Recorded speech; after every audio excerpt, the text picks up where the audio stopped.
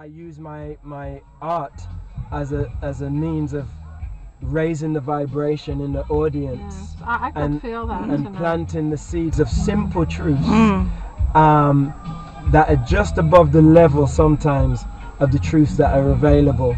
So people are like, oh, you know. And I make the book available as well at our merchandise booth. Yes, the lady that runs these shows, Sherry. Yes. She's interested in reading. I talked to her on the phone yesterday, and I mentioned that a lot of your lyrics are based on a particular book. And she said, oh, I like his message. I like his message. I said, well, I can get you the book that the message is from. Yes. And so she's interested in receiving a copy. Awesome. Isn't that wonderful? Awesome. But, you know, I'm wondering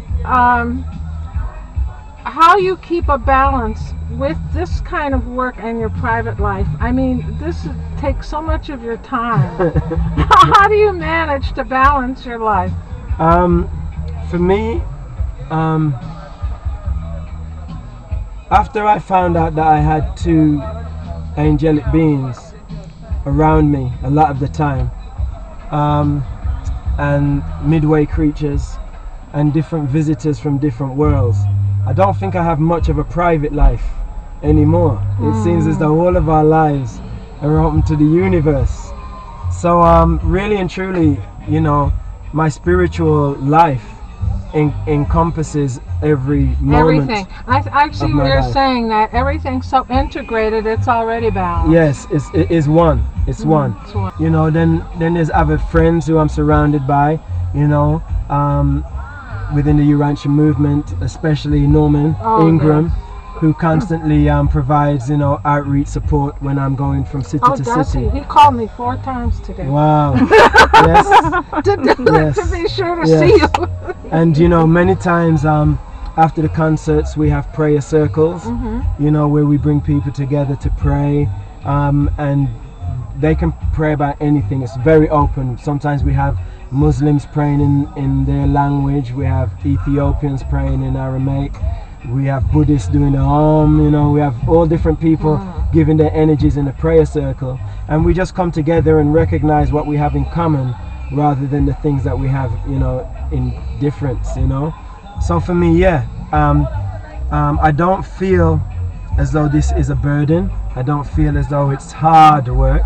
I feel as though it's the greatest thing I can do. And even when I'm not doing my shows, I'm still doing the ministry, you know. I do things secretly that people probably will never know about, but you know, the work doesn't stop. Every moment that I can be of service to my master, you know, I do that. So, you know, for me, I feel as though the Urantia movement are a very privileged group of people with a very beautiful revelation that has encrypted within it the secret codes that can unlock the genealogy and the materiality that society has created.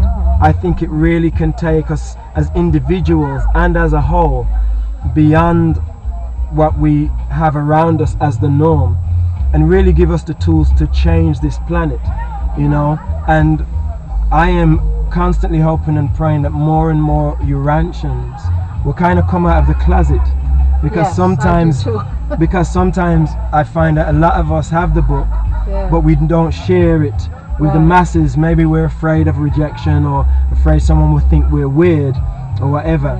But I think that within it is the tools really to open up our entire psyche for us to become truly Jesusonian, and then we will see miracles happening in our lives. It's happening more. Yeah, it really you know, more healings, spontaneous healings, more visions, more, you know, just a whole realm of spiritual fruits. Now I could tell tonight that there was this contagious you know, energy, love energy, not just physical energy. This was like spiritual energy, and that many of the people in the audience knew all the words to your songs, and maybe some follow you from place to place. Is that true? That's true, yes. It was amazing to me. You know, it's like, you you know, they want to feel what you're feeling.